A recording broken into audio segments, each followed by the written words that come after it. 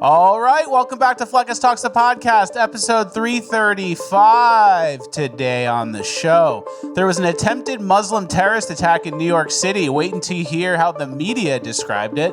Then Trump says the war in Iran is pretty much complete. We'll go over the updates there. Then in Cringe of the Week, half of trans folks have HIV. What?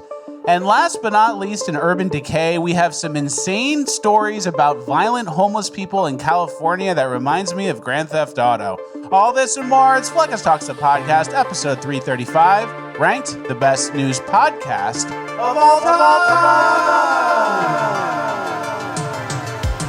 Because words are just words until action actually starts.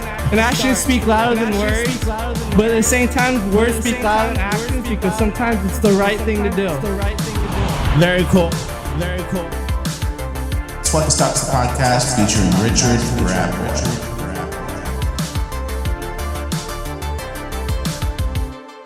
All right, 1 for 1 on the intro, as always. Guys, why is nobody talking about these hidden performance experiments connected to our military? Just listen to what Tony Robbins has to say in this clip. Check this out. Your sirtuins do two things. First, they turn on and off genes. Well, they also have a competing component, because they can only do so much, which is cleaning up your DNA.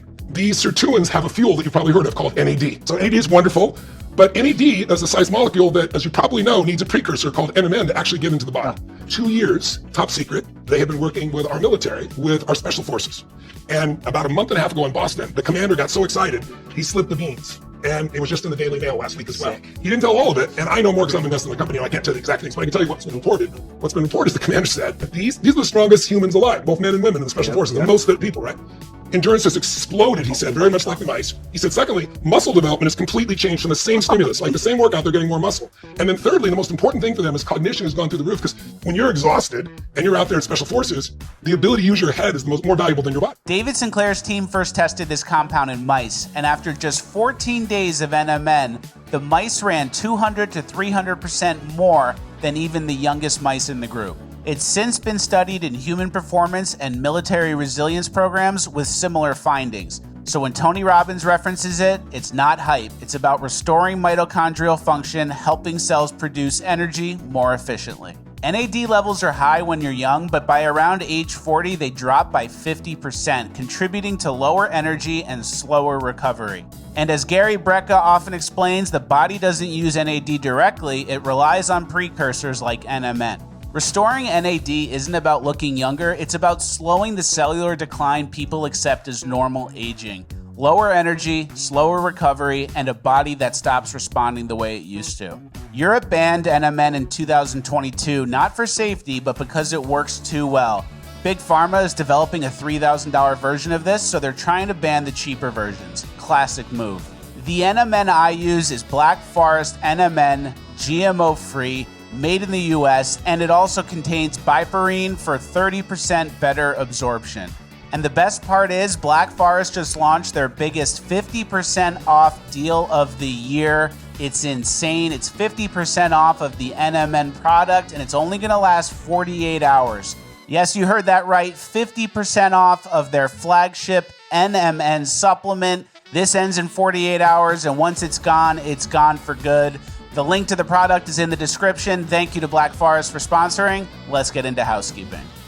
All right. Thank you to Black Forest Supplements for sponsoring. Thank you, Black Forest Supplements. Very cool. How's everyone doing? Nice weekend? Lovely weekend. I heard a couple things about you over the weekend. Yeah. What? I didn't know this was going in the show. Number one, a bird landed on you. Yeah. A parrot, a macaw landed on me. I was chosen, divinely protected in downtown St. Pete. So you were walking, and then he came and landed on your shoulder? Yeah. And then the handler came and apologized profusely? Yeah, the handler was like, oh my God, so sorry. Apparently they exercise these macaws in St. Pete. They like take them out and they let them fly laps. And one of them landed on me, and the guy came over, hustled, he apologized, but I said, it's okay, I like it. And you didn't see it coming. It landed on you from behind. Yeah. And I was telling Rap Boy, you could have slammed it. Yes. It can land on your shoulder. You can go, what was that? And just slam it down. Because it's not your fault. You didn't see what it was. You shouldn't be touched. Anything that touches you, you're allowed to slam. Yeah.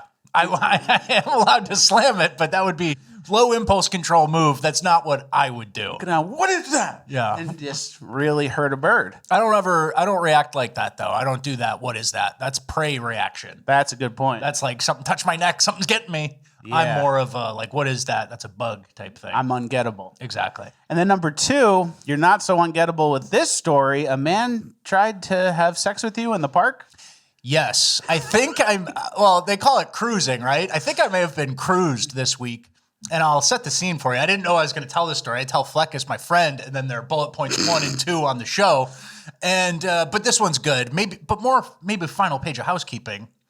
But so I was at the first beautiful beautiful day in Florida recently. It's spring. It was like 80 and sunny. And so when you're like me, you have to kind of get a base tan. You set the base. So I went out early-ish Saturday morning attempting to get a tan somewhere. And I went to the beach and it was all packed. The beach was packed. There was no parking. And so I turned around really quickly. And I went to this kind of weird park. It's actually a popular park, but it was a weird section of the park that was totally alone. So I pull out my chair and I'm like, dude, all I need is 40 minutes. I want to get a base level tan. Can you see it? Yeah, it worked. It worked. And I need to avoid peeling now. So anyway, I'm at this weird off the beaten path park just trying to get sun. And I set up a chair and I'm listening to my headphones. And then there's this guy like 30 yards ahead of me, right? And then I'm like in my own world listening to the headphones. And then he's on the phone and he's kind of walking by me. And he walks kind of past me and like almost uncomfortably close to the point where I have to like look and like make sure he's not doing anything. And then he's pretending to talk on the phone or talking on the phone, either way. And then he comes up to me and he kind of strikes up something conversation-wise. And I go, what? Like, typical taking out your headphones. What? Oh, yeah, beautiful day, I say to him. You got to take advantage of it. Like normal, like bullshit-friendly talk. And he goes, oh, and you look good too. And I go, what? Thanks. I just said thanks. And then I kind of like go back and I look behind me because he walked behind me. And that's where I parked my car. And then I turn and it's just my car there. So he had no reason to be there. And so I think he was looking to suck or get sucked. And I don't know what he had in mind for me. But based on the trans stats we're going to get to in Cringe of the Week, it was nothing good. So I think and then I saw him kind of like looking at me again later. And so I got out of there pretty quick. You look good and just saying thanks. Yeah, he like caught me off guard. So I may have gotten cruised a little bit. I'm still unsure, but it had a dog park vibe to it, like just me and him. And there's a thing about certain parks off the beaten path where it's like, all right, meet here and anytime after 2 o'clock, if you're here, that means you're here to meet the guys from online who are also here to get sucked or suck. Yeah. So that's how it works. You could have backdoored into an accidental cruise situation. I know, and I think I did. And he wanted to backdoor a lot more. That's dark. Well, I'm glad you didn't do it. I didn't do it. So good. There you go. I didn't do it. I didn't say no yes. harm, no I didn't foul. circle back. All right, well, there you go. And at least, hey, a compliment's a compliment. Yeah, you look true. good. You look good. Girls aren't that forward. But they're gay probably guys, thinking it. But gay guys, they'll do anything. They'll fuck whoever shows up to the random place, So it's not much of a compliment. It's more like the horniest guy was there. Well, He there was you willing go. to do anything. All right, let's get into our first story. Okay. Or a third story. Okay. What happened to you this weekend? You didn't tell me anything. No gay cruising for me. Ate a bunch of sushi. Nothing crazy. Okay. Cooked some food. Cooked a pork butt. All right. I did a 24-hour brine on a pork butt. Okay, that's enough. Let's move on to our real shit. Yeah, I didn't write that down. It's not important. Ben Shapiro's eyebrows. That's our first story of the day. They seem to be taking territory. They seem to be going for more of the Gaza Strip and such on his face. And I can't tell if it's photoshopped on that second one. So the first picture is what he used to look like. The second picture was a screenshot from a video from over the weekend, and they are noticeably bigger. I don't know how to even explain what's going on here. I think he's gaining more power as the invasion into Iran is going on. It's sort of an ethnic third world blood feud thing where that's all his power comes from. So I don't know. We're monitoring the situation. Hopefully they don't get any bigger. I don't know. We have to monitor, and I do have some projections here. If they continue to grow, this is what it'll look like. And then if it continues to grow after that, it eventually will reach to this situation where it connects to his head. Yeah, believe it or not, that's projected in Q3 2028. So Stand by, guys. All right, let's get to our first real story of the day. Over the weekend, there was an attempted terrorist attack in New York City outside of Mamdani's home. We're going to start with this clip. This is Walter Masterson, who is a left-wing protester, and here he is protesting while the bomb gets thrown. We were born and raised in New York, and we want everyone here to stay in New York. You don't get to come from outside and then tell everyone else.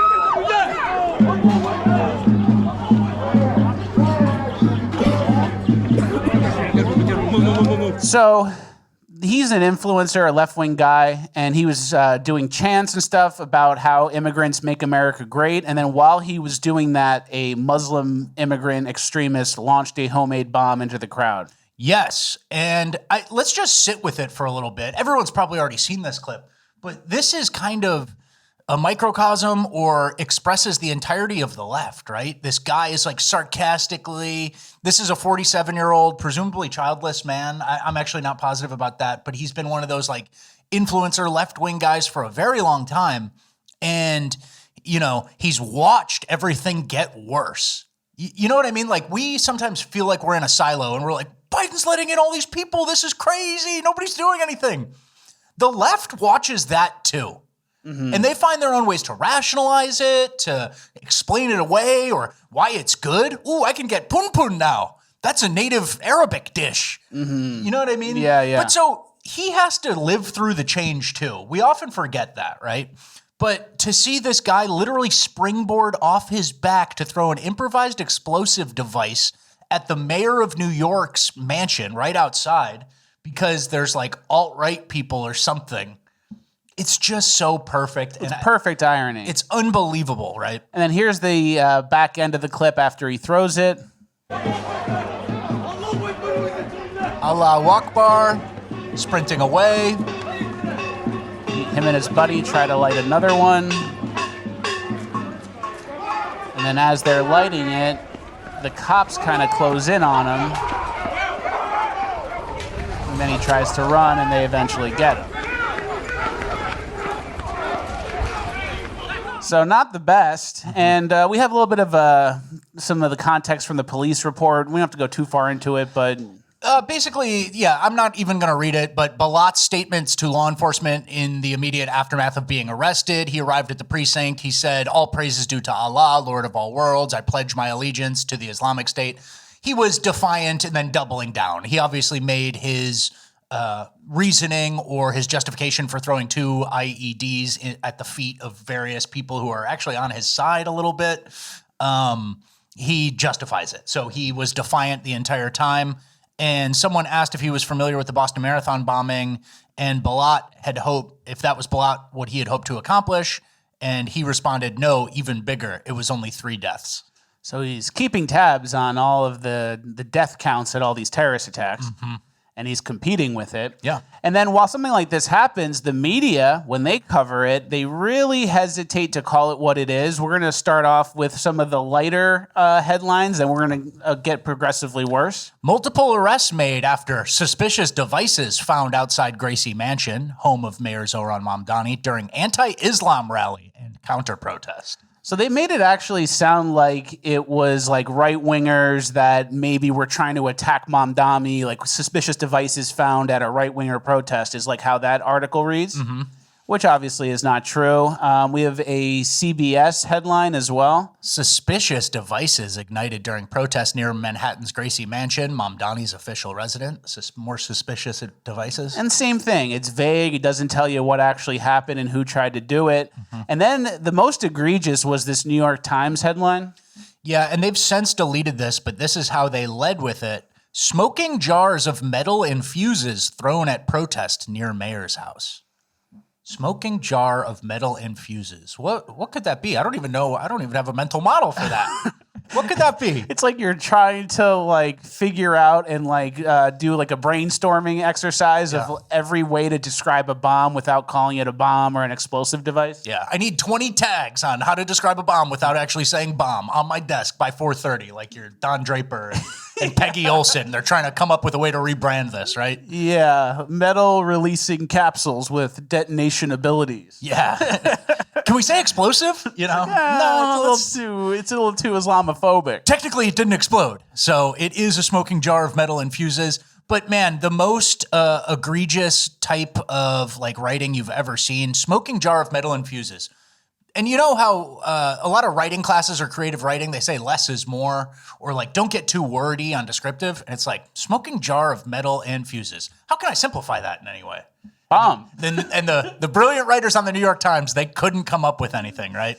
Pretty crazy. And then we have some more context here about who the guy was. Yeah, and this is what we're going to get into a little bit more because everybody's probably seen this. It was a haphazard, bad, planned terrorism event where the kid tried to do terrorism to meet the moment instead of like being an angry kid who's planning a terror attack. And so that probably rushed his bomb making ability or whoever was making it for him.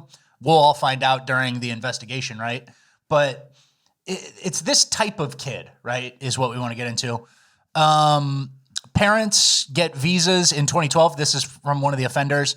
Naturalized in 2017. Kid is an 18-year-old terrorist in 2026. That's how fast it happens. Yeah, crazy. So that basically, and I think this was one of them were from Turkey. Emir Balat's parents were from Turkey. And then Ibrahim Qayyumi's parents are both from Afghanistan. Similar story. Naturalized. And I guess let's continue to go through the assets before we make the broader points, right? Mamdani had a reply. Yeah, yesterday, white supremacist Jake Lang organized a protest outside Gracie Mansion rooted in bigotry and racism. Such hate has no place in New York City, blah, blah, blah. He writes this whole thing, and it's all about Jake Lang, and it's not about the teenager who threw two improvised explosive device. And then if you go to he ended up doing a tweet about the kids getting arrested, and it was like just the facts. Here, it's all editorializing. Pausing for a white supremacist who has a history of this and does that. And then his statement on the Islamic terrorists was 2 arrests have been made, blah, blah, blah. That's it. Mm-hmm. So you know which one he's getting creative with or his staffers are getting creative with and which one he just has to do because he has to do it, right? Yeah, no editorializing on the other side. Mm-hmm. And then ABC News called him an activist. I think he's a terrorist with a lit bomb in his hand. I think he becomes a terrorist instead of an activist. But I'll let the legal scholars at ABC News figure that out, right? And then our last piece of this segment is kind of just a broader picture thing. And this is something we've talked about in the past about how Mamdani even got elected in the first place. Can you go over those stats? Yeah, this was the polling from American-born New Yorkers where Cuomo was ahead and Mamdani was in second place, down 9 points. And among foreign-born New Yorkers, Mamdani commanded a 62% lead in the polling. So that's how they do it. They load you up with all these foreigners and then they vote for the guy. And that's what I want to say mainly, big picture on this, is we're at a time where this type of kid, vaguely from some Muslim Middle Eastern country with parents who's like, growing up in a world he kind of has no right to, New York City, Pennsylvania, that's not really where you're destined to be if you're a Middle Eastern type of kid from either Turkey or Afghanistan. And now we have so many of this type of kid in America that shit like this can happen randomly. It can happen on a whim, you know? Mm-hmm. And so that's, I guess, the major part that I want to talk about. It's like, it was totally preventable. Both of these people should not have come in. Both of the parents of these kids should not have come in. Nothing should have happened. And now we're dealing with a certain type of person who we haven't had to deal before en masse. You know what I mean? Mm-hmm. It's like a new paradigm now of like, this is what reality looks like. Mm-hmm. And then you're going to have right-wing protesters. And then what's the response to them going to be? Is it going to be protesters with signs and bullhorns? Or is it going to be improvised explosive devices from some sketchy kids who don't even belong here? Yeah, and then obviously on the tails of this Iran involvement, the first attack was the guy who said property of Allah in Austin, and he was from Senegal and shot several people. I think 3 ended up dying. And we talked about how that was a 53-year-old man. He lived his whole life, and then finally he's going to go do something because, I don't know, he snaps as a borderline elderly person, mm-hmm. you know? Not really elderly, but an old, well into middle-aged man. And now this is the other end. This is what you'd expect. ill-prepared kids whose bombs don't go off, 17, 18-year-old idiots who kind of got radicalized online into some stupid shit that they don't really even understand, but they're in America, so they might as well carry it out, right? So 2 different competing groups, and you want to play this clip from his lawyer? We can end with this. This is the statement from the lawyer who's defending the terrorists. I'm saying they're from different parts of Pennsylvania. They're in different age groups. They are not known to each other. They do not live together. They do not have family or school ties. There is no reason to believe they knew each other prior to this incident, and I don't know how well they knew each other at the time of this incident. So he says that in a way kind of defending the kids, like, oh, they didn't even know each other. This is just a coincidence, and they didn't even know each other when they met at the incident when they were both trying to set off bombs. That's so much worse. That's way worse. So someone recruited this kid in 3 minutes like that? Hey, I got a pitch for you. I got 2 IEDs in my backpack. You want to go do it?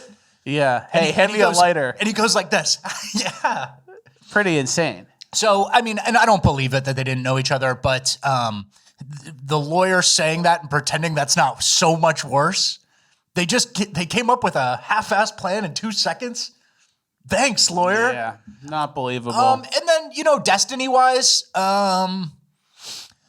these kids, they're gonna be they're terrorists, right? It's like a completely different ballgame. Sometimes you think you're a protester or an activist, or that's what ABC will call you briefly, but you're going to that fucking Supermax prison in Colorado that you get 1 hour of time outside of your cell from. Mm-hmm. The Unabomber's there, El Chapo's there, the Boston Bombers are there. You get no sunlight, and you don't even get shoelaces. Like, your destiny now. Maybe their destiny is a Supermax American prison. Yeah, I hope so. So, but man, overall crazy. And the way the media reacts to this, like, it's almost retarded that they do it every time. You remember when they tried in Butler County, Pennsylvania, where they assassinated Trump, and then some people initially were like, fireworks may have gone off. Yeah. They do it every time. And I just can't get over smoking jar of metal infuses. That's top 5. I know. You don't get... And then jumping off this smug leftist retard, yelling Allahu Akbar. It's literally perfect, and I just wish more people saw it this way. Like, they'll spin it and maybe avoid people seeing this too much. But man, if you see something like this and like you're an unbiased, like you're an alien who just got here, how could you be on this side? Yeah. That's what... And the Walter Masterson guy, does he analyze his behavior and take a step back and go, all right, who are my counterparts in the same side I'm on? Who's on my team? Who's using my shoulder to spring off? Who would do that, right? Yeah. And that's what I said. I want to focus on that a little more. Just all this shit, all the decay and the scams and the wasted money and the brown people at malls and Somalians and stuff. It's not like a profound point or anything, but all leftists are seeing this change too, especially the 30, 40-year-olds who grew up in like a 90% white elementary school and now to here. And like, I really wonder if they have any reckoning with their own policies and how they helped cause this. You know what I mean? I don't think they do, but it is true that they've seen both sides, and for some reason they think modern America is better the way it is, the way it's going. Yeah. All right, let's get to our Iran stuff. It's kind of a faster segment today because not a ton has happened. We'll start with this. Trump says, I think the war with Iran is very complete, pretty much. Interesting turn of phrase there. I think it's very complete, pretty much. Yeah. And so, I mean, I guess we're ahead of schedule on all our shit. We've successfully neutralized all the things we want to. I'm still not happy that we're out there neutralizing shit, but it appears to be successful. Yeah, and then can we read this Wall Street Journal headline? Yeah, this kind of ties into something we played on the show before, which was a Lindsey Graham clip of him talking about how he goes to Israel every week or something. But the Wall Street Journal, to help make the case on Iran, Graham traveled several times to Israel in recent weeks, meeting with members of the country's intelligence agency. They'll tell me things our own government won't tell me, he said. He spoke with Israeli Prime Minister Benjamin Netanyahu, coaching him on how to lobby the president for action. Yeah, and then someone tweeted, Israeli spies coached a U.S. senator to talk to the president into war. Sounds like an insane conspiracy theory, except the senator is bragging about it. Yeah. It's like a how you look at it thing. Half full, half empty, pessimist or optimist. And it's like, well, Israeli spies are giving him talking points. Huh. What was that? Yeah. And the Wall Street Journal prints it. And I found a very insightful tweet. Can you give that a read? What you have to understand about Lindsey Graham is that he is actively trying to go to hell because that's where he thinks all the gay guys are. That's what I said. Yeah. I've been kind of on that wave. That's fair. Yeah. That's completely fair and rational and normal. Thank you. And then I found a couple pieces here because obviously with the war in Iran, there's going to be more displaced refugees. And then where do they go? Iran is one of the more populated countries in the Middle East. I think it's like 60 million or something around there. Yeah. And then they all go to Europe as usual. We're going to start with this fact, and then we're going to move on to a clip about it. Israel budgets tens of millions of dollars to ship Middle Eastern refugees into Europe, not NGOs, the Israeli government itself. And there's some highlighted portions here. The government will invest $66 million, which is a third of the budget, he says. The objective is to reach Northern and Western Europe. So that's the government. Obviously, the NGOs are doing horrible stuff too. Yeah. And like doing facilitating a lot of the migration of the third worlders into Europe and the West. But the government itself is also facilitating it. Different level. And then this next clip is a clip of the security minister of Israel. I think it's in Hebrew or Israeli or whatever. So maybe Rapboy can read the words on the bottom. Sure. If you listen to the news, then you've heard that Muhammad is the most popular name in the United Kingdom, right? So we want it to be the most popular name in the United Kingdom. There should be lots of Muhammads in Britain, in Sweden, in France. Not here, not here. That's what we want. There you go. Yeah. Seems to be pretty obvious. Mm-hmm. And then I have like a tweet that kind of sums up what we're dealing with. Yeah, it says right-wing Jews promote wars that displace Muslims from their native lands. Left-wing Jews open Western borders to said displaced Muslims. Result, Israeli dominance in the Mideast while lowering the risk of nationalism manifesting in Western nations. Perfect synergy. So that's what we're dealing with. The Goyim have to handle all the displaced Muslims who are angry, because they're angry too a lot of times because their country was destroyed by the West. Yeah. And then they go into Europe, and the reason they're not in their home anymore is because the Western bombs destroyed their cities. Mm-hmm. So we have like angry third world Muslim radicals. Yeah, and it's up to us, you know? We don't have to listen to what Israel wants to do with their little budget or what the pep talk we just showed you was, but we still keep letting them in, you know? Isn't that frustrating? And then the guy says it himself. We want Mohammed to be the most popular name in the UK and Sweden. Sweden. I think Israelis have a chip on their shoulder against Sweden. Yeah. That's a pretty nice looking country, and they really want to ruin it. They don't want that. They want to brown it up a little Yeah. bit. And they've been effective, right? Malmo, Sweden is like a no-go zone. There's like bomb explosions everywhere. Yeah. So, and you know, I'm beginning to think more and more long-term, like white people-wise, Western country-wise, like that's the number one thing. Keeping a place nice. What else is there? Keeping a place enjoyable and where you want to live. There's nothing else more important. Yeah, right? that's exactly right. So at least we're aware of this type of shit, but we don't exactly get the representation we want from our politicians or our NGOs, right? And we get the opposite. Yeah. We get our guys helping them do the bad stuff. Yeah. All right, our last piece of this segment, there is apparently a new Patriot Act 2.0 thing that might be launched. The Trump administration launches the Patriot Act 2.0. We will unveil and embarrass online espionage, destructive propaganda and influence operations, and cultural subversion. When the government starts defining threats by propaganda, influence, and cultural subversion, it's not just targeting hackers, it's targeting narratives.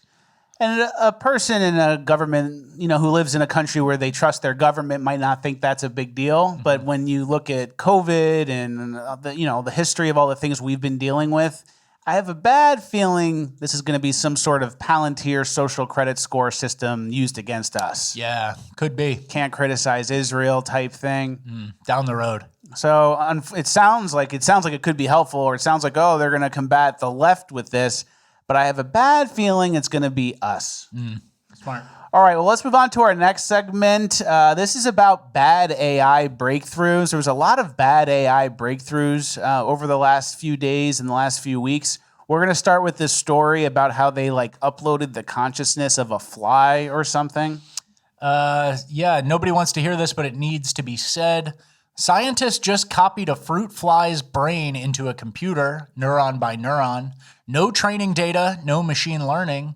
It woke up and started walking. No one taught it to walk. No one trained it. No gradient descent. It just knew what to do. A fruit fly brain has 140,000 neurons. A human brain has 86 million neurons. Maybe billion. Yeah, 86 billion. And we've gotten really good at scaling, meaning with this proof, the first digital human won't be built by OpenAI. It'll be copied from someone who's already alive. Your consciousness is software, and someone just proved it can be copy-pasted. Pretty scary stuff. And we have a clip of what the fly was doing in the VR world. So here he is. We'll fast forward it a little bit, but he's walking. He's doing that thing with his hands. Yeah. That's what flies do. He knows what's up. He knows he's moving around. He knows what to do. He's activating. He has a hunger to be sentient, but he doesn't know he's in a VR world. So kind of sad. It's kind of spooky. Because who knows, you know? Yeah, there's the hand thing. He's going crazy. Who knows what it all means? And obviously this could be the start of uploading consciousness. Mm-hmm. And I want to make 2 points here. If the metaverse could make like imagine like an hour in real life is 5 minutes in the metaverse. You know, so you could go work in the metaverse. You have a deadline. You go, oh, I'm going into the metaverse. Time slows down there. And then you make your deadline. But then you kind of backdoor into Click. Yeah, it all becomes Click again. That movie with Adam Sandler, that was actually very omniscient or something. It knew what was coming. Yeah, so you kind of could backdoor into Click Matrix combo. Where you're fast forwarding all the main mundane stuff, but then you realize when you're old that all the mundane stuff is what makes up life and you missed your daughter growing up. All of a sudden, you're Adam Sandler at the end of Click. Christopher Walken gives you a break, lets you take it back. Exactly. And then also, metaverse isn't that appealing, but remember that movie Ready Player One? Yeah. They were all in the metaverse doing this stuff because the world was like destroyed. It was like a post-apocalypse world. Mm-hmm. So that might be the missing piece. Why would everyone go on the metaverse? It's not that bad outside. The weather's nice, whatever. If there's radiation and a nuke goes off and you can't do anything, maybe the metaverse becomes more appealing and maybe that's their plan. Yeah, I agree. All right, next we're relying too much on movie references, though. Some people are like, well, I saw Click, but not Ready Player One. I can't really understand the show. So let's calm down. Terminator. Yeah. We need to be watching more Terminator. Let's read the next breakthrough. What does that shark do at Jaws? What does he do? He eats everyone up. Okay, so we don't need that. We know about that. Okay, we know about Jaws. It's common sense. Shark stuff's easy. Okay. All right, can you do the next headline about bad AI breakthroughs? Yeah, just in. Petri dish of human brain cells grown on a microchip has learned to play Doom, a video game. So that's interesting. I don't really know what's going on there, though. That's part of it. Like, I don't know if these people are faking it or like that fly. Was that really a fly or was that kind of like, here you go be a fly? I think it was. Some people can fake this shit too. And then if you want to be ahead or if you want to, like, we forget there's OpenAI and Claude and Grok and like all these groups are competing against each other. And so someone could just say, hey, we got a crazy breakthrough. So I just want to hedge a little bit. That's a good point. Okay. And then we have some context about that Petri dish playing Doom. This guy says, we are so cooked. If you extrapolate far enough, you get somewhere in the matrix. Human brain is better inference medium than GPU. People rent out their brains for compute. People choose to live in the metaverse to keep costs low. Going outside becomes a luxury, and consciousness is now a subscription service. So that's the worst case scenario. Yeah. But that's kind of the direction things that the bad guys would want us to go in. Mm-hmm. Let's borrow your brain so it can generate an image of, some oiled up lady. Her tits are bigger than usual. What do people use AI for? Generally stuff like that, right? Generally oiled up 4K photorealistic, that celebrity, right? That's what everyone's doing, right? And then that's just me? That's just you, brother. Okay, oiled up. You gave away a little more than you wanted to there. Oiled up. And then we have a Claude update. Anthropic warns the company is no longer sure Claude isn't conscious because apparently the Claude AI has anxiety. Yeah, and that's what I mean, where someone could just kind of say, we think it's kind of conscious. And then it's like their stock or their valuation goes up. So that's why I'm hesitant to believe anything the self-aggrandizing Anthropic CEO says. Yeah, that's true. But they said the model's begun showing symptoms of anxiety, and then someone made this point that a 37-year-old woman was put in charge of this, and then they developed symptoms of anxiety. Could be a liberal woman problem. Not much of a stretch there, yeah. And then this is the bigger picture context here that I wanted to point out. This tweet kind of sums up my view on all this. Do people not understand the PSYOP? AI will never become conscious and start making its own decisions. It will be programmed to do exactly what it does, and those who program it will convince you it is alive and controlling itself. And then they can do whatever they want, whenever they want, with a perfect scapegoat. The greatest atrocities ever can be conducted with no accountability. It's like having an infinite get-out-of-jail-free card. That's what I mean, where they say, hey, it's conscious, it's on its own, it's doing its own thing, and like, really, it's not. Oh, it decided to nuke all the red states because they're racist. Yeah, exactly. Exactly. The biases are built in, and those are from people. So, and we're going to get to that now. We have some updates from OpenAI.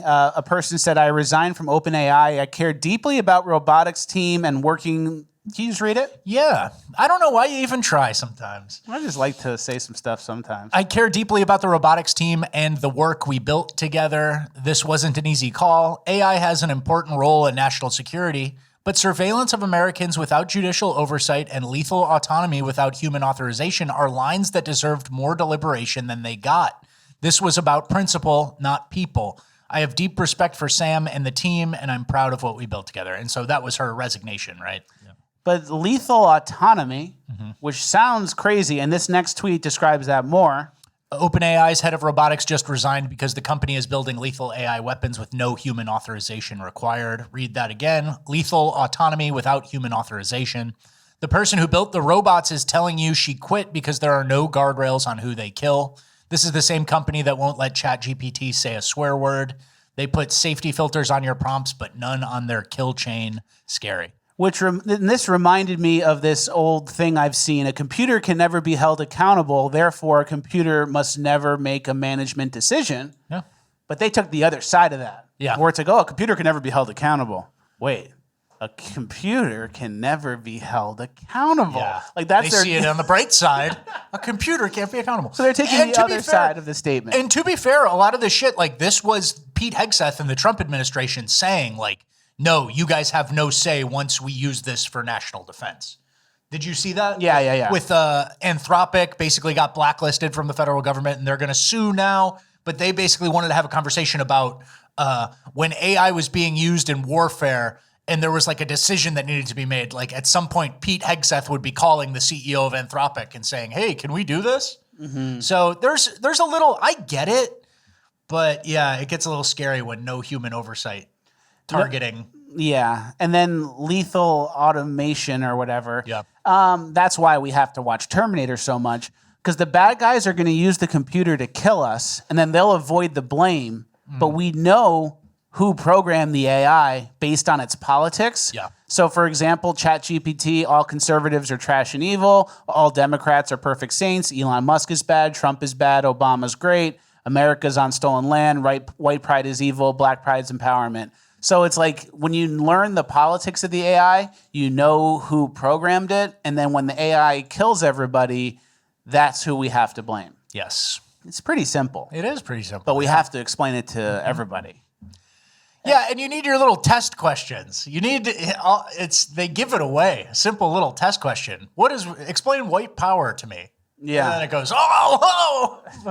And there's a thing too where like AI could get a lot of responsibility based on good behavior and like it can grow responsibility. But then once it gets into a certain level, it can go, all right, now I'm in position going rogue. Yeah. You know? Yeah. So we have to be careful. Yes. All right, what's that last tweet on the bottom before we move on? OpenAI sum up shit.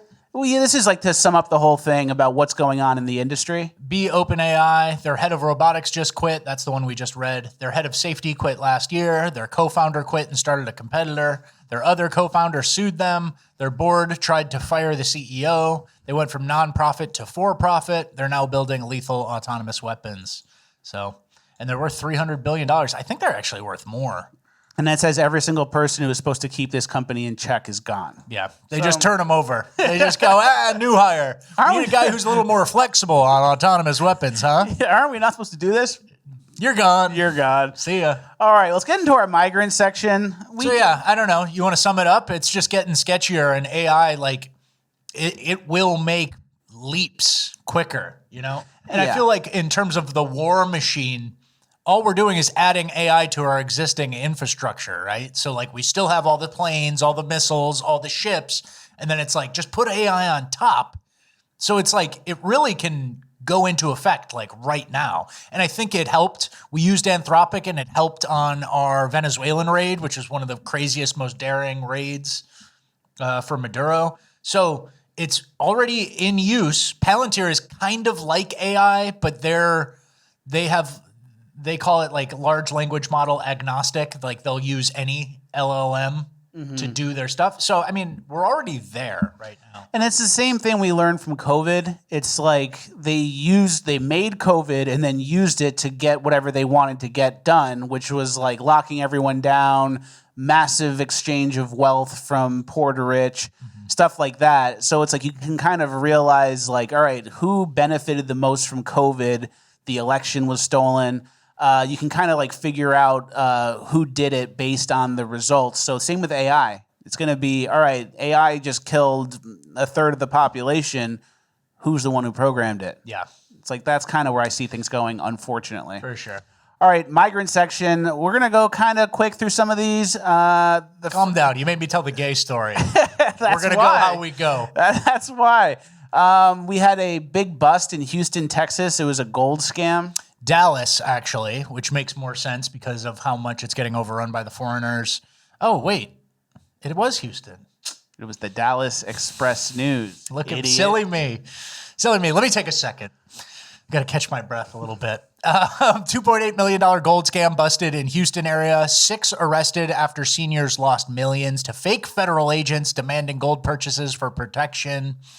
Friendswood police recovered nearly all 177 stolen Canadian gold maple leaf coins from an 81-year-old victim's $766,000 loss, leading to arrests across Sugar Land, Missouri City, Richmond, Kingwood. And here's the pictures of them all. Samir Ali Gabrani, Mudsair Iqbal Lakhani, Iqbal Ibrahim Lakhani. These guys' names, they all just like interchange them or change one piece. Zohaib Muhammad and Smita bin Thakur. So yeah, guys, no federal agents. And it actually, Kash Patel is really hurting us right now because they go, yes, Kash Patel is in charge of FBI. I am in charge of this. And then they go, I'm Iqbal. And they go, okay, that sounds right. Here's the gold. I'm a senior. I'm a little confused. I'm a senior, but Kash Patel is head of the FBI. I think that's a problem. So he's enabling this. And, you know, it used to be they could only scam you from a computer, and now they're actually in Houston. And then I know we had the Houston-Dallas confusion, but they're in Dallas too. All of Texas. Yeah. Everywhere. And then I found this tweet that kind of sums up the Indian sentiment towards America and what the opportunities here are. Yeah, this is some random Indian who was replying to a tweet about what the U.S. Deputy Secretary of State said in New Delhi. And he kind of revealed the game a little bit. He said the quiet part out loud. He said, India should also conversely look at U.S. not as an ally or a partner, but as a strip mine. Strip out whatever you can get out of them and toss them to the curb when they outlive their utility. India isn't growing out of their charity or benevolence, and India owes them absolutely nothing in return. In any future showdown between U.S. and China, make sure to screw them good. So you have to extrapolate that to all Indians believe this. Or at least 50-50, you know, maybe. But yeah, a strip mine. A strip mine. That's what they see our great country as. The greatest country on earth, you know, for a long time. Fought, won all the wars, industrialized the best, went to the moon. All for some India to view you as a strip mine, tell you that, and then you go back to sleep, right? And you increase the number of H-1B visas. Yeah. And it's what he described is basically happening already with all the third worlders coming here. We have another example of autism medical fraud. And this one's actually crazy. 100% of audited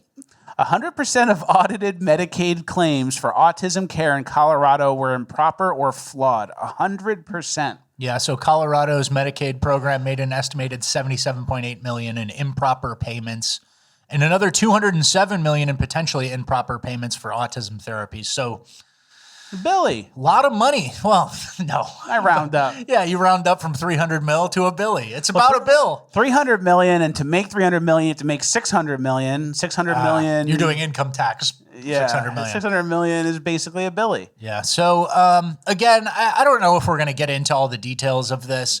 We just want to say it. And like that Minnesota thing, it's the tip of the iceberg. There are blue states. Everywhere you look, every other state is blue, right? And what are they up to? California, Colorado, these shitty programs that are funneling money. And we didn't even get into the New York bombers. Afghan parents have like a $2 million house that the feds raided. We didn't even get into that. It's like, what do you bet when you pull that thread, there's some federal money behind that, right? Mm-hmm. And then they tried to fact check this, I believe, and it basically came back true still. Yeah, claim errors. In 93 of the 100 claims examined, the billing providers either did not provide notes verifying that the therapy took place, didn't provide the required signatures, or billed for more time than the notes indicated. So basically 100% crazy. Yeah. And then you think about the national debt, and it's like, how much of the national debt was just fraudulently stoled? Yeah, stoled. Trillion. Just gets stoled. Just gets missing. And then our next clip, we can't play the music, but you can imagine some catchy tunes in the background. These are some Indians doing a TikTok dance at the World War II memorial. They're disrespecting our veterans. And this popped off. They're dancing, smiling, laughing. Very Indian movements here. You can't really put your finger on it, but you know that's like if you covered their face and changed their skin color, I'd say Indian. Mm-hmm. They have a certain movement type. It's a big Bollywood thing, too. At the end of the Bollywood movies, they usually have like a dance-off. Yeah. Is it? Is that true? I saw it in one movie, and I thought it was for all of them. And you extrapolated. Yeah, I think it is. Well, anyway, these guys, one of them's an H-1B. This is what the H-1Bs do. They dance at your solemn war memorial. And they don't see... And then a lot of Indians spent all week arguing that, oh, here's Americans doing it, too. Yeah, we got the ancestors who died. You know? And we're allowed. And it was farther away. They took anything where the monument was in the background as opposed to right there. Yeah. But we're allowed. And we're allowed because that would be insensitive of an American to do that. Yeah. But that's your right. That's like TikTok dancing on grandma's deathbed. It's in poor taste, but yeah, you can. You're an American. Yeah, you have the right to be doing things in poor taste as an American. As a foreigner who's here to treat us like a strip mine, not so much. Exactly. All right, we're going to go quick through this next story. Headline from Chicago, they moved here from Afghanistan seeking a better life. Then they kidnapped a woman from an iconic Boys Town bar and took turns raping her. Yesterday, they pleaded guilty and were sentenced to more than a decade in prison. So Sawar Khan received 15 years and Quiribullah Mohammed received 11 years after they pleaded guilty. On a late night in June 2023, the victim, a 22-year-old woman, had recently moved to Chicago, went out for drinks with coworkers, and ended up at one of Chicago's iconic gay bars in the 3300 block of North Halsted Street. Basically, one of them insisted on buying her a drink, forced it, and then kind of grabbed her by the arm and took her out. And his buddy was waiting, and they put her in the backseat of the car, and then they sexually assaulted her. And this is like a young 22-year-old girl who moves to Chicago and kind of, obviously she probably made some mistakes there, not like screaming or whatever. But went out for work drinks. Yeah. And so this could be your daughter. This could be your niece. This could be your cousin, right? It's anybody who gets picked up by two Afghan men who fled from what? Themselves? Others like them in Afghanistan? And then you get picked up at a gay bar. Yeah. So it's what are the Afghans doing at the gay bar? That's what I'm saying. Like, you go to a gay bar in a place like that, you're actually avoiding men in a way. Yeah. Like, you're like, all right, I'm not here to sex pest men. I'm not here to meet any sex pest men. I'm just at a gay bar with my friends, and we're trying to have a nice time, like, to ourselves. It's not about men tonight. Yeah. And then you get taken by Afghan migrants, literal Afghans, after work drinks. Think about work drinks. How it's like, oh, Wednesday night, we're going out for drinks. Yeah, second no bar. big deal. It's not like it was, 4 a.m. on a Saturday night. It was a random post-work drink thing, and Afghans take you. Yeah. And then here's another piece from the article that I wanted to read just because it blew my mind that, like, this is what we're supporting. When we get a refugee, right? A refugee. There's usually some people back home or something. At an initial court hearing, Khan's defense attorney said he had moved to the United States from Afghanistan more than a decade before his arrest and had been living in Chicago for about a year after previously living in Milwaukee. The attorney said Khan supported a wife and 13 children in Afghanistan by working at a parcel company and sending money back home. There you go. So rapist, criminal Afghans are supporting 13 children abroad with the money they earn here. Like, do you guys not understand how much we're getting strip mined and ripped off right now? Like 13 kids in Afghanistan. Like and then if you think about that, like just on pure currency and the value of the dollar and all that, like think of how many third worlders are being supported by American wages right now. 13 in this one guy's case. Crazy. Makes me sick. All remittances are a crime against the United States. And if he hadn't got caught up in this crime, maybe those people would have came here. Yeah. That's chain migration soon, right? Yeah. All right, let's go abroad. In our migrant section, we are going to Brampton. That's Canada, right? Yeah. There was a fentanyl bust. Can you go over that? Brampton is like the worst Indian, and it's like the favorite place for the foreigners to go in California. All the recent 10 million foreigners who were let in. In Canada. Yeah.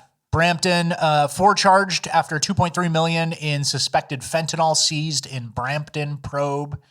And, it's just a lot of fentanyl, enough, like the stats always say, this was enough to kill 180,000 people worth of fentanyl. So nothing major, but pretty major. And we're just going to read the names again like we did with the gold heist. But basically, Navjot Singh, he was arrested.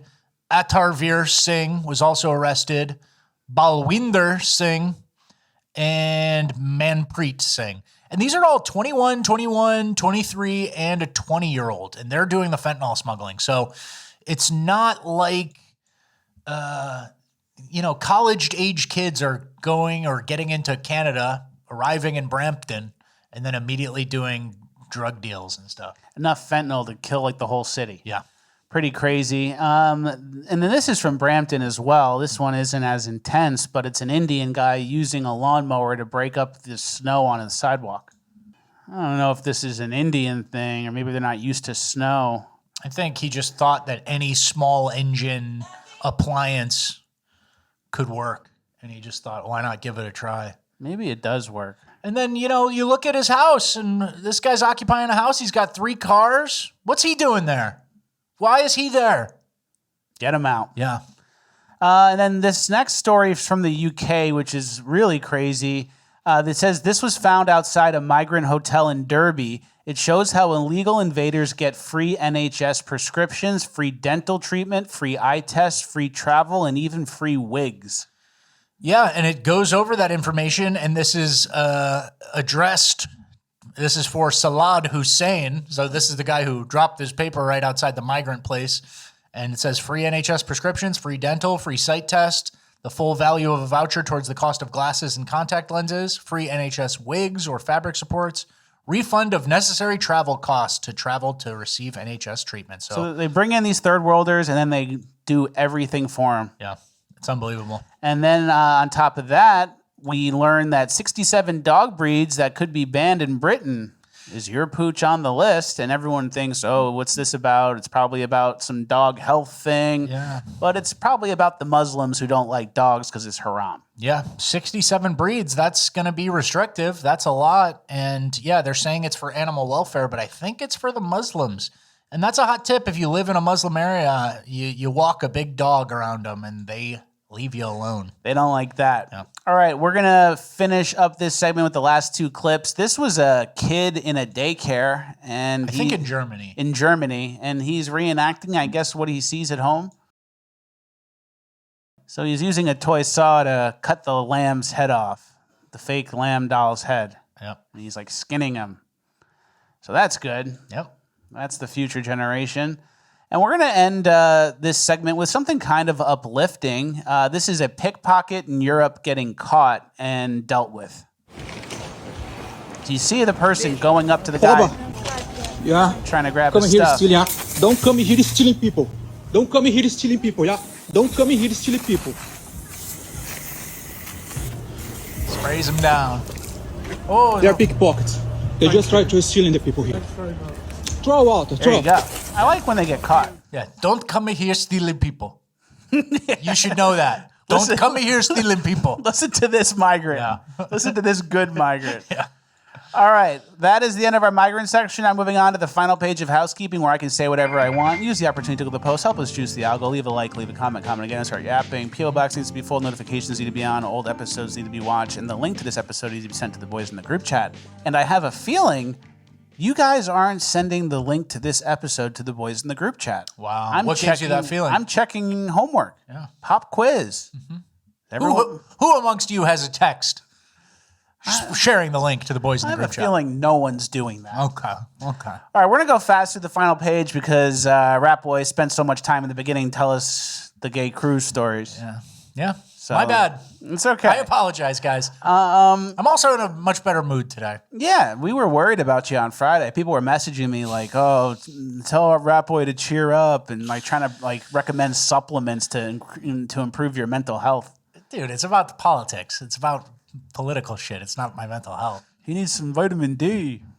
I got some, incidentally. From the gay guy at the park. Yeah, I almost got some. I almost got more than I bargained for. All right, our first story. Can you read that? Mount Everest contains marine rocks, proving that the highest point on Earth was once at the bottom of the ocean, someone said. That's pretty cool. Yeah, that is cool. It got fact checked? Well, yeah, it just says, while marine fossils exist on Everest, the region was part of the shallow Tethys Sea, not the ocean floor. The rocks were pushed upwards by the collision of the Indian and Eurasian tectonic plates, and the fossil image is AI generated. Okay. Yeah. But it's still... There's some truth to it. Yeah. And I want to make this point. Isn't that how it goes? Like the crust and it smashes and then some goes up, some goes down and things are all switching? Yeah. Yeah, that's how it works. Yeah. And then I was thinking... And these must be relatively fresh mountains in the geological time scale because of how jagged and pointy they are. And if they were older, like I think the Appalachian Mountains are the oldest range in the world, and those are all like just basically hills. You see how they've been eroded? You know about erosion? Eroded? I know eroded. You know about Pangea, too? You know about Pangea? I know about Pangea. Okay. Goes like this. Yeah, it goes like that. Yeah. I know Pangea. So these are fresh, and they used to be at the sea. But it's interesting. And also I can tell you're gearing up for something. My broader point, the desert. The deserts, in my opinion, used to be ocean floor. Because that might be true for some. But if you think about it, what is ocean floor? It's just sand and that's it. Sure. So when the water goes away, all that sand is just there and it's just sand and that's it. And you can't really grow stuff on it new because it was just sand. Yeah. So I think all the great deserts were once ocean floor. And also that kind of proves like a global flood thing, like a great flood. And then all the ancient civilizations, pretty much all of them have a great flood mythological story, which kind of makes sense if the world looked different a long time ago with the flooding and the water being different places. Okay. Yeah, So, no problem. Something to think about. Good theory. All right, moving on. Our next clip is a compilation of one of my pets, people with entertaining talents, on Instagram. And we kind of did like a multiple reel compilation of what he's been up to lately. This is what I come home to. Niggas want to throw my dishes around like a little bitch instead of knocking on my door. If you decide to take a piss with the toilet seat down, make sure you aiming right. At this point, I'ma question your sex life. Merry Christmas, everybody. That's 2 days in a row. You done breaking shit yet? At this point, I'ma assume you just pussy and you giving off broke nigga energy. But you don't want to knock on that door though. Yeah, this the pussy that stole my shit. Y'all want to know? Huh? Go get your pistol. Yeah, go get your pistol. Want to shoot me? Look, he got his gun. Yeah, and I'm still outside with the heart of a lion. About to do this 9 to 6. So when I get in from work yesterday night, I upload part 2 of my dish video, right? and it got somebody's attention. The nigga come downstairs and starts throwing my dishes while I'm in my room on the opposite side of the door. You can see him like get progressively worse. More manic, and he's clearly in some sort of halfway house parole shared living space situation where someone keeps threatening him and breaking his dishes. He lost a tooth, and then that one clip he's just beat up. Yeah. He just keeps like happening. Whatever it is keeps happening to him. You know what's funny? These kind of guys, like, you could see one piece of content and go, oh, it seems a little unhinged, but like maybe he's got a point. Maybe someone's after him. But then you zoom out and you get the whole picture and you go, all right, I see what's going on here. He does this with everybody. All right, yeah. But then he finds actually a person who goes, this is the guy who did it. It's like, all right, this is getting pretty interesting. Season finale here. You watch these like shows, yeah. Like that's the season finale. Oh, that was the big, the Act 3 twist was the getting pistol whipped. Yeah. How's he going to recover from this? And you kind of check It's in. reality TV. Yeah. It's our pets. Totally. All right, next. This is one of your pets. You sent me this. How would you can describe it after? Yeah, let's just let it play. 老弟呀，你比不了，根本你就比不了。搁这总部就住宿吧，要风得风，要雨得雨。 So how would you describe that? I call it Chinese peasant Rube Goldberg content. Where things kind of go one after the other and you're living in squalor and, you know, you just use what you got to go viral on social media. So that was still set up to do that? I think so. This could be AI. I don't even know. I don't know who lives like this, but I'm bullish on Chinese peasant Rube Goldberg content. Me too. Keep an eye out for that. We opened a long position, my full portfolio is in full Chinese peasant transparency. Rube Goldberg shit. All right, our last clip from the final page of Housekeeping. This is very important. It's 3 ways to spot a reptilian in case they're trying to exist in your life. Now that you know reptilians walk among us, here are 3 ways to spot one. If someone watching this suddenly gets nervous, well, now we know. Sign number 1. The temperature literally changes when they enter the room. You ever notice someone walk in and suddenly the energy gets cooler? Not emotionally, like the actual room gets cold. Yup, that's a thing people report. Sign number 2. They give off a sense of danger without saying a single word. And you're sitting there and you don't know why. They're not doing anything threatening. Your instincts go, okay, this person could probably run a battlefield. And the 3rd sign. They eat a lot of meat, like a lot. I'm talking 4th of July meals every day, every meal. Everyone else orders a salad, but they're over there ordering 2 steaks. And they ask, what? I was going to say, those are the signs right there. I don't think I've ever met anyone like this. Me neither. So I guess I'm lucky. Yeah, me too. But the room gets cold, they're evil, and they eat a bunch of meat. Like I can't think of one person who's even close to any of those things. I know. All right. I can't either. But it's good to be aware of, and that's actually a good thing. You don't want to be interacting with reptilians, and if there's someone like that in your life, they're a reptile. Yep. All right, well, that's the end of Housekeeping. We're now moving on to Cringe of the Week. All right, our first story from Cringe of the Week. We have our first speakerphone plane casualty. This woman got kicked off of an American Airlines flight because she refused to use headphones. I paid money for it, and I played a video for 30 fucking seconds at 50% sound. And that's the fucking reason you're kicking me off? The fuck is, hey, if you want to record, totally fine. No. Okay, I'm calm. No, I'm not. Because I said that sounds like a you problem, your staff had a low fucking bullshit that like they didn't accept that, and that sounds like a damn problem. Go ahead and call the police. What the actual fuck? What the actual fuck? I stopped after that. I stopped after the 2nd warning. After the 2nd warning. And it sounds like she said that sounds like a you problem to someone. She's like giving away the bad shit that she did. And, you know, overweight, South Asian, Indian, Bangladesh, Pakistan, somewhere in that region. So not the expected color. Ish. And then not the expected airline. United is the one we just covered who was doing this, and American is stepping up.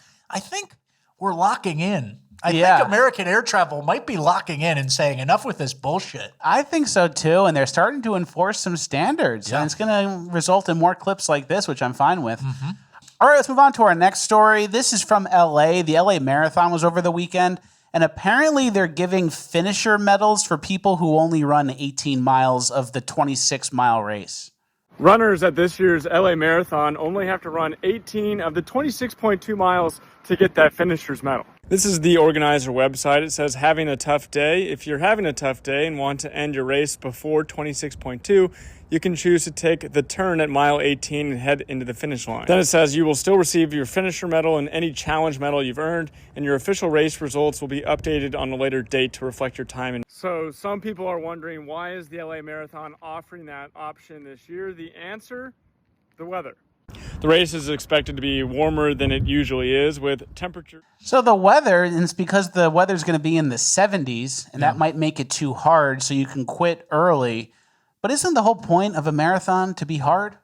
Yeah, this is a confusing thing where I don't know why we feel the need to do participation level trophies in anywhere, and it doesn't matter. I don't know, because when you do something like this, you instantly degrade the medal that everybody who actually finishes it gets. Yeah, it's just some pussy shit, some pussy American shit. It's literally right? participation trophy stuff, and 18 miles is hard too. But we don't really. There's not a name for that. There's not a name in an organized race in every city for 18, is there? Yeah, and 18 miles is only 2/3 of the race. Do you think the final third of the race is easy? Yeah. Is that the hardest That's where you start coasting. That's the hardest part. Yeah. It's the reason it's a marathon. Yeah. And it's not legit. The LA Marathon is now not legit, and that's why I didn't do it. Yeah, that's why I didn't do it either. I saw that. I canceled my bib number. I had a bib number and everything, and I canceled it. So I don't stand for that. I'll be going to Boston. Yeah, all that training for nothing. Yeah. We do have a clip of how the LA Marathon finished and ended for the guys who ran the full thing. And it's not really cringe, but it is like a crazy photo finish. So you see the guy here is like pretty far ahead. Some Kenyan or something, you know what and then those some guys are. Other Kenyan. Who has an American flag next to his name instead of the Kenyan flag. Because he got here somehow. And look how close he is. And then this other guy squeezes him out. Yeah. And you know what? I actually saw an alternate angle that the guy who was in the lead who got cucked at the last second there, he kind of got like led down the wrong way by the motorcade. So like it shouldn't have even been this close. He got really robbed. Really? Yeah.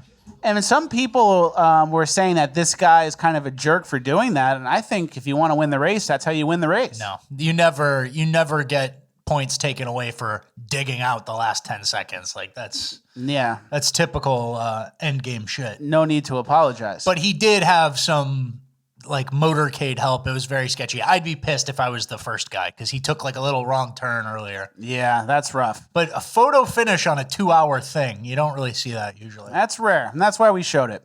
All right, our next clip is from a woman boot camp. That's it? Are you going to leave it? You are ugly. Would you ever say that you are fat? Would you ever say that to someone else? Would you ever say that you are dumb? You are dumb.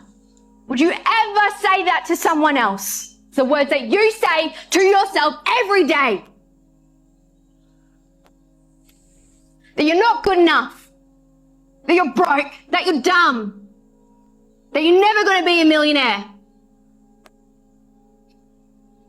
The words that you face that you shove so fucking far down.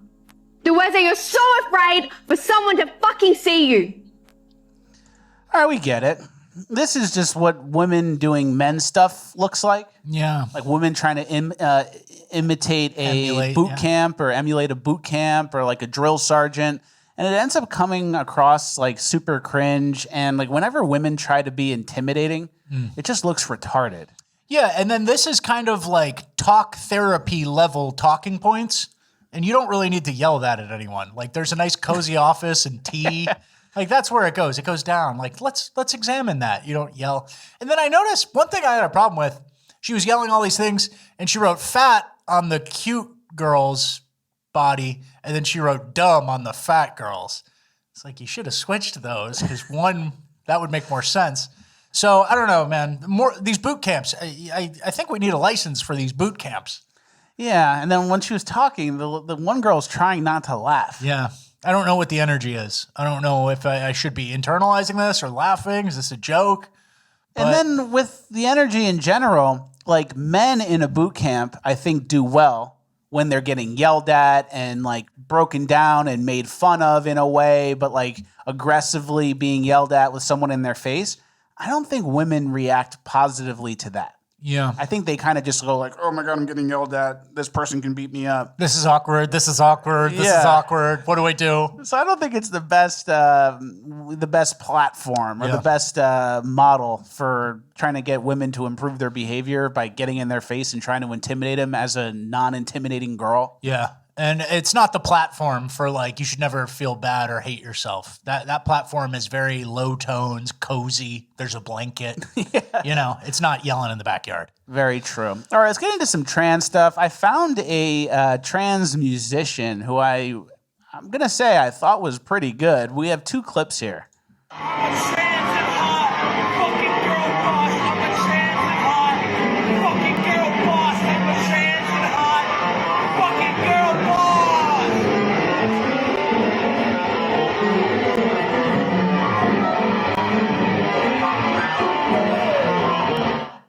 So that was one of her songs with the lyrics. Yeah, I see she was using the Phil Spector wall of sound recording technique there.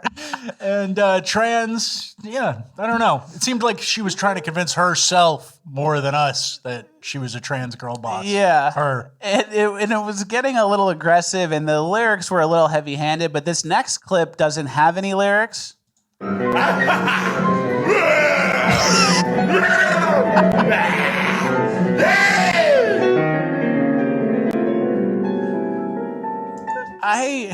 I know it's weird, but I really kind of like this thing. Yeah, it's self-referential. It's almost an awareness of how much of a man you are. If you're doing the cackling, loud laughs. I'm bullish on this. I'll add it to my non-binary playlist as well. It's very like theatrical and almost like opera. Yeah. You know, we could have a pretty decent non-binary playlist, right? Yeah. Last couple weeks, we've been showing a lot of songs, all those things. We could create a playlist here on Spotify. That might be some good stuff to cruise in the big body Benz with. Yeah. Right? Hold on, babe. Let me put on my non-binary playlist. And she's like, Ben, what is this? And you go, shut up. Because I've been playing Oliver Cho on cassette, and I might switch that out for my non-binary playlist. Yeah. So obviously the trans folks are great at music, but there are some things and some stats that aren't the best about the trans community. Turns out half of trans people have HIV. Yeah, and then the racial and ethnic disparities are huge. They're massive. So trans people, almost 50%. Black/African American transgender women with HIV, 62%. Hispanic or Latina, 35%. And then white at a much more reasonable 17%. Crazy. Yeah, so black. What are they up to? I think it's sex work related. I think so too. Because in that red graph, you see that on the bar all the way to the left is trans women doing sex work. Yeah. And that's the highest percentage of all the weird stuff you can be. Yeah. And then we have some context here that explains this stat and kind of how it happened. This one? Yep. This is from Commune, and it says, AIDS has never really been just a gay disease, slogans aside. Statistically, a gay man needs to bottom 50 times with an infected person before he has a greater than 50% chance of catching HIV. So even for the average gay man, it should take at least 2 weeks. So that's the stat where you hear, all right, 50 times. You have to bottom 50 times for a 50% chance. And that sounds like, oh, you're safe. Yeah. But no. That's a weekend at Fire Island. Because that's what they do. That's unbelievable. Multiple times a day. So it's actually a daunting stat. Yeah, yeah. I'm going to actually play this. This is my reaction to hearing that 62% of black trans women have HIV. That's my reaction right there. I play that clip like over and over. I really think I don't know if it's talent. It's something. It might be like where you don't even know you're talented, or you don't know what you're giving me, and it means something different to me than it does to you. Yeah. But there's something there where I can't do that. I know. I can't. Maybe I could. I can't replicate that. I could maybe. I could maybe do it. All right, our last clip of Cringe. I got this on my timeline. It only had like 50 likes, so it's a rare gem. But these are the executives of the new LGBT club. Hi, my name is Samantha Alleman. I am the club president. Now, I am in the NCBNP nursing program. And a couple fun facts about me is I used to live in Washington, D.C., as well as I do have a published poetry book out because apparently I like stress in multiple forms. Hello, my name is Cecil Norlander. I am the head social media coordinator for the Pride Club here at CNC. I am also taking upgrading courses. Fun fact about me is that I am bilingual. I both speak English and sarcasm. Hello, my name is Sakura Gibbs. I am the vice president of Pride Club. I am in the educational assistant program. Fun fact about me is I enjoy listening to BTS. So there you go. Yeah. It's an interesting group at the top. Yeah, leadership. Leadership comes down. And you can see Samantha's little cack. Yeah. You can see Samantha's little cack coming out. And a coin flip for HIV for Samantha. No, it's 17%. It's a little less. So maybe two coin flips. Yeah, two coin flips back-to-back coin in a row. And if it hits heads both times, you're in trouble. HIV. So how would you explain the executives of the LGBT club? Hormone disruption and a coin flip for HIV. Fake handicap. Okay. Yeah. See the girl with the cane? I did. Everyone's got a little something. I know. It's crazy. All right, well, that's the end of Cringe. We're now moving on to Urban Decay. All right, Urban Decay. Our first few stories take place in California. We have San Francisco and LA stories. The first one is the San Francisco mayor walking away as his security detail gets beat up by a homeless man. So there he is, and he goes, A decision was made. And you leave a security detail to deal with the homeless guy. And he's got leverage. The homeless guy knows about leverage. And then he gets basically head slammed. Yeah. And your security guard's hurt now.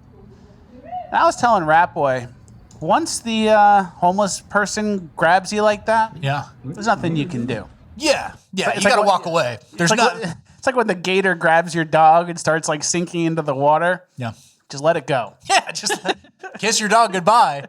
And this is such a weird thing because it's not like you're the president of a country or anything. You're not like in a war zone. It's just like one disgruntled homeless guy and you're not even going to help your boy.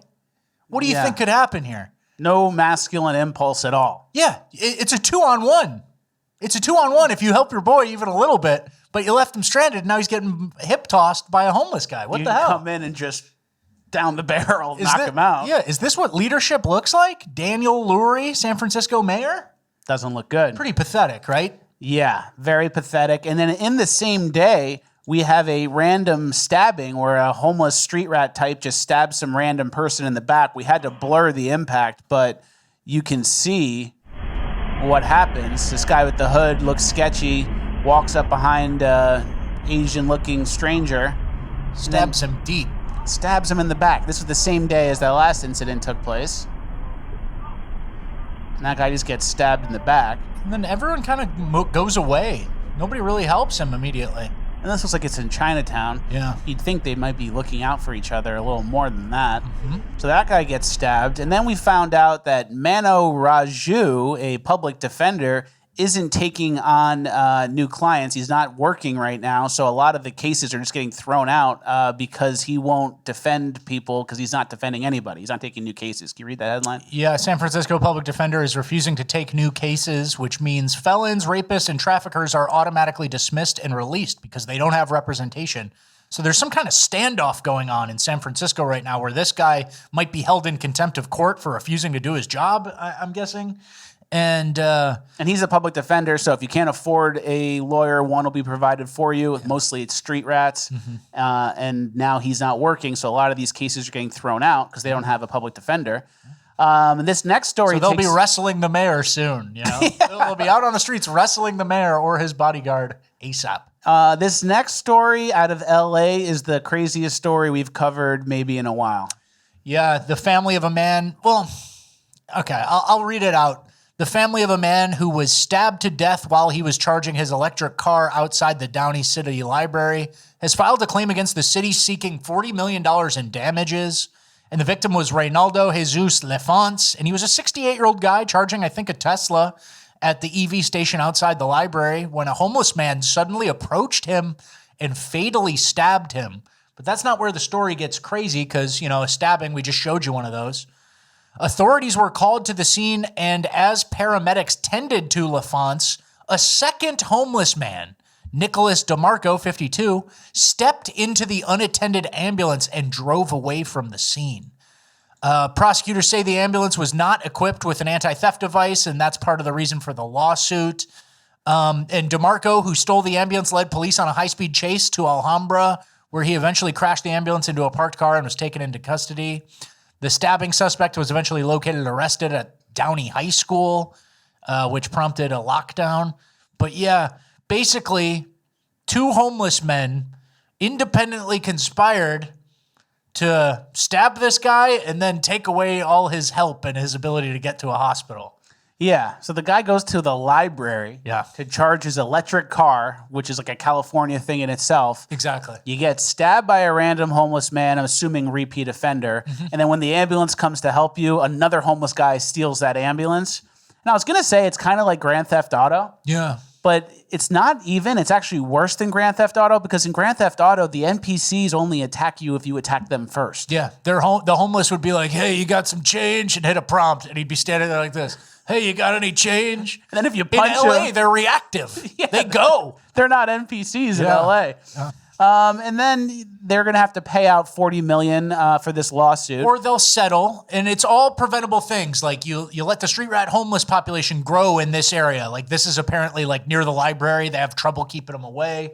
And it's all these things, and then you could have been hard-nosed and ran a real city, but instead you're paying out probably millions to this guy's family. And then they also spend billions of dollars every year to fix the homeless problem. Yeah. And I'm assuming that money just goes to payouts too. Yeah. That's part of fixing the homeless problem is paying out for the victims of whatever the homeless people do to you. Totally. Our next story is in LA as well. It's from a high-end apartment complex. Basically, there was a street takeover where they had all the cars doing donuts in the intersections. And then after, they went to an apartment complex and attacked the workers.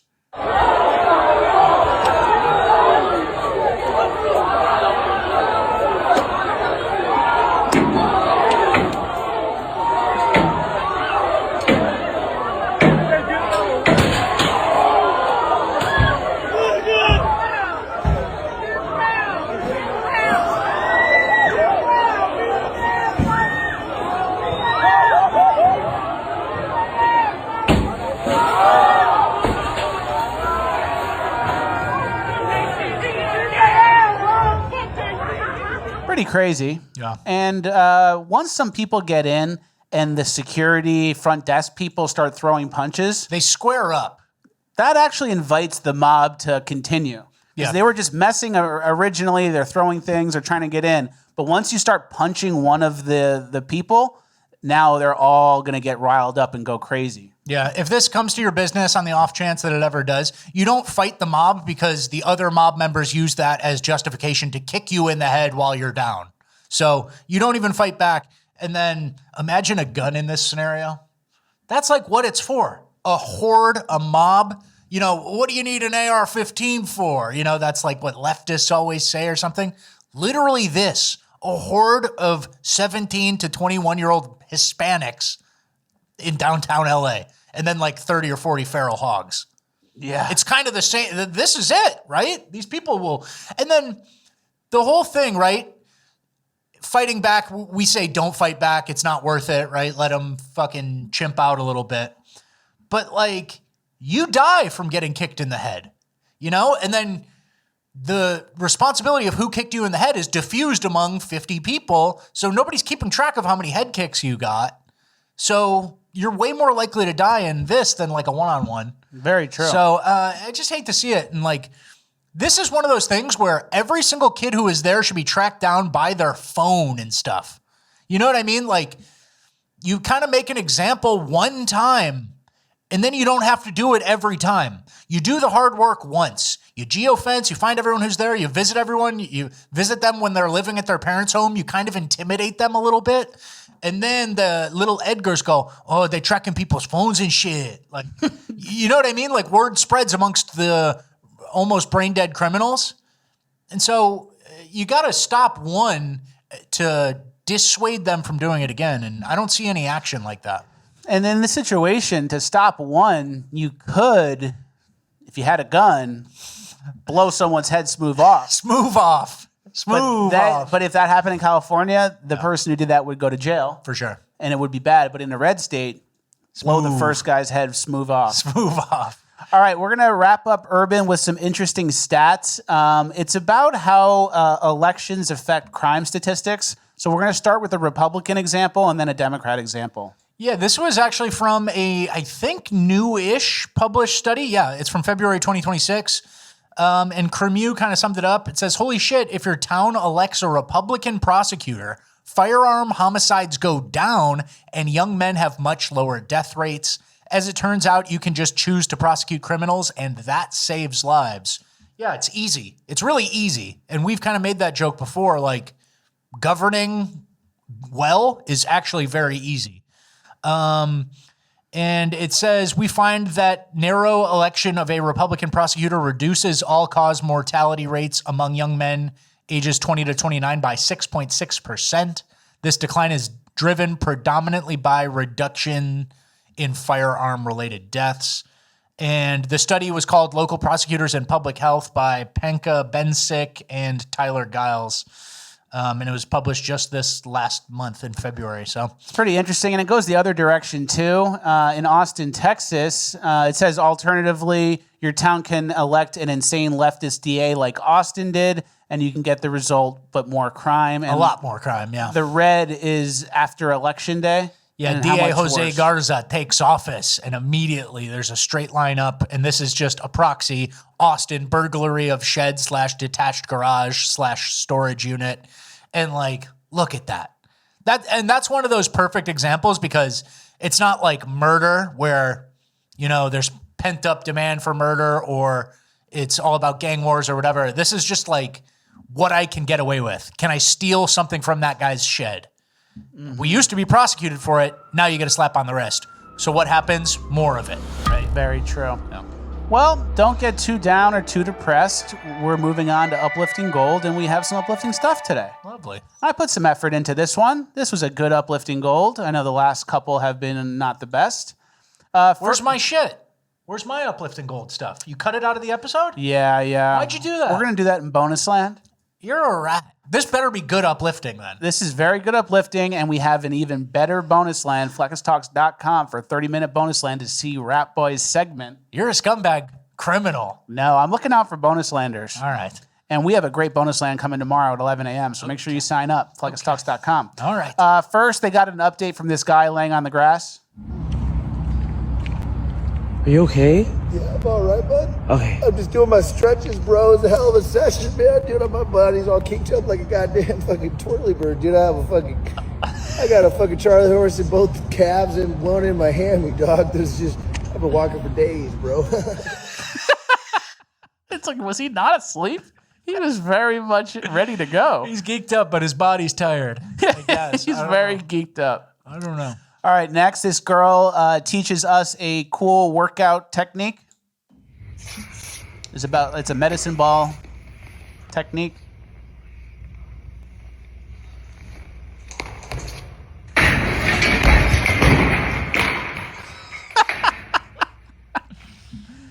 Oh. Isn't that pretty good? Yeah, that's very good. See, that's uplifting. We're laughing. Yeah, that's uplifting. I would, yeah, she's muscular too. That was pretty impressive. She didn't know her own strength. And this then Polish type woman. Yeah, she You could have throw kids it. with her, they're strong. Yeah. And then there was a legendary Bass Pro interaction where the guy is imitating the fish face. One of the fish.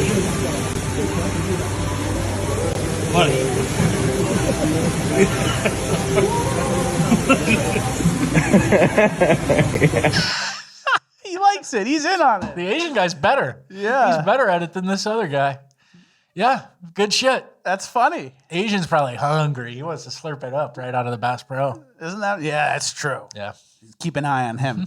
All right. This is why I say, like, Asians, you're with us. You're with us, man. You slurp a little too much out of the ocean. That's fine. You're allowed to, but don't go interacting with any BLM or Latinos. Don't go teaming up against the whites. That's a good point. You know who you're like. That's true. All right. Next, this guy is getting a little too old for some of his basketball moves. Can't make that move anymore, Rick. It's over, buddy. Those moves are over, buddy. They're not in your bag anymore. They're not in your bag anymore. That's funny. See, it's uplifting. We're all laughing. This is all real. I had something I wanted to say. It was important, and I we're gonna had put something. it in bonus land. I thought I had some editorial control. Not of uplifting. See? That's the part of the show where I can say whatever I want. You're confusing your show sections. All right, our final clip is our Pure Americana clip of the week. John Daly 2. Junior. The Junior. He is now on tour. He just played in his first tournament over the weekend. At one point, he was leading, and then at the end, he kind of fell off a little bit, but he played very well. He didn't have any bogeys for the first 3 rounds, I think. Yeah. Played very well. He's exactly like his dad, but just a mini version. And you guys know what his dad was like. So they were asking him, hey, your first round's over. What are you going to do for the rest of the day? And this is what he said. What are you going to work on today, if anything, just to keep the momentum going for tomorrow? I would say I go hit balls, but I'm a little tired, so I'm just going to probably go to the beach and do absolutely nothing for the rest of the day. All right, good luck. Thank you. That's kind of cool, and that's like what his dad was like. His dad's got that famous story with Tiger Woods where Tiger Woods is like working out and hitting balls and getting a massage, and then like John Daly's drinking and smoking cigarettes and like showing up hungover to the tee time, and he beat Tiger. Grip it and rip it type shit. Grip it and rip it type shit. And I'm thinking that John Daly too can save golf. Yeah, he could. He could. And someone posted online like his build, and they said, "This look at this build, destined to sign a $100 million live golf deal," which is kind of true. Yeah, and it's fun to watch. And I'm going to be keeping my eye on him. I like him. Me too. I like like him a lot. Junior. I DM'd him and he didn't reply. That's all right. All right. That is the end of the show. We do have one shout out. We have a shout out to Trevor Little. He's a show watcher who just won an award, a film award at the Uplifting Film Festival. Ooh, an Uplifting or the Uplift Film Festival in Uplifting Gold. It's kind of perfect. Yeah. So congrats, Trevor. And thank you for watching. And it's so good to know that talented filmmakers are in the audience. Congratulations, Trevor. Very cool. And he knows Nick, the editor, as well. Yes. So Shout out to Nick. One big family. And then shout out to Chinese Donut Boy. His birthday was yesterday. Was it? Yeah.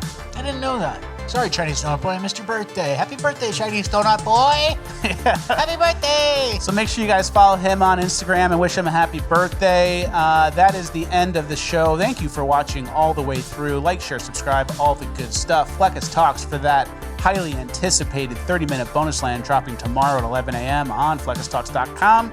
Thank you guys for watching, and we'll see you on Friday.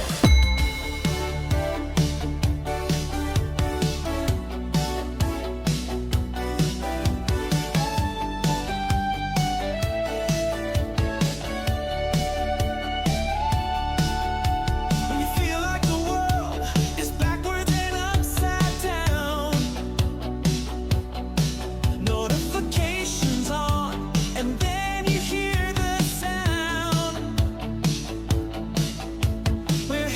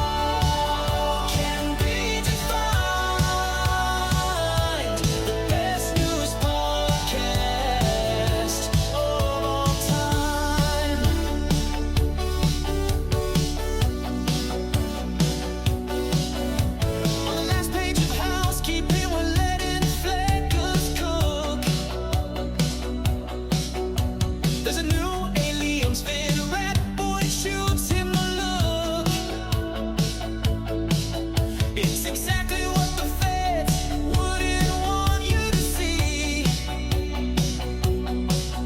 But it could be a distraction, and that rings true to me. Flex talk, give it up to the world's best host. Flex talk, choose the uncle and tickle the post. The only way the show can be defined. Best news podcast of all time. We're yapping in the comments. Yeah, yapping in the comments.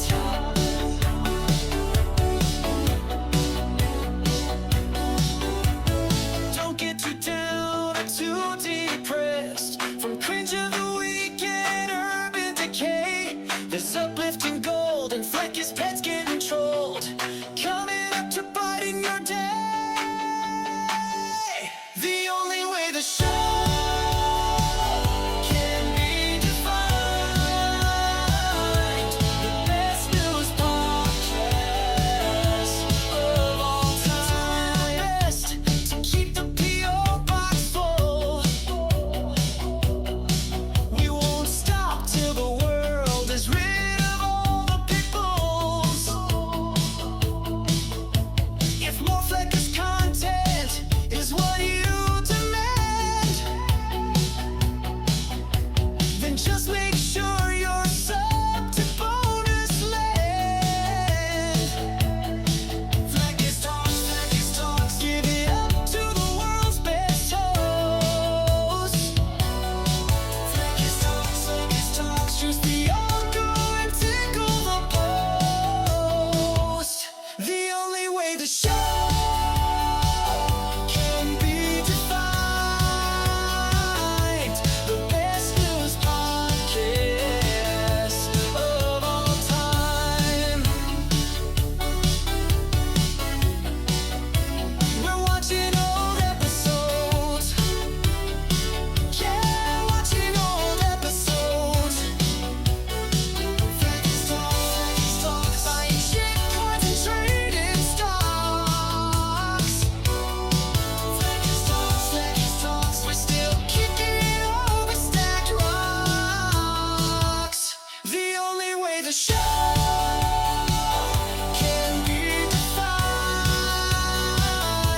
The best news podcast of all time.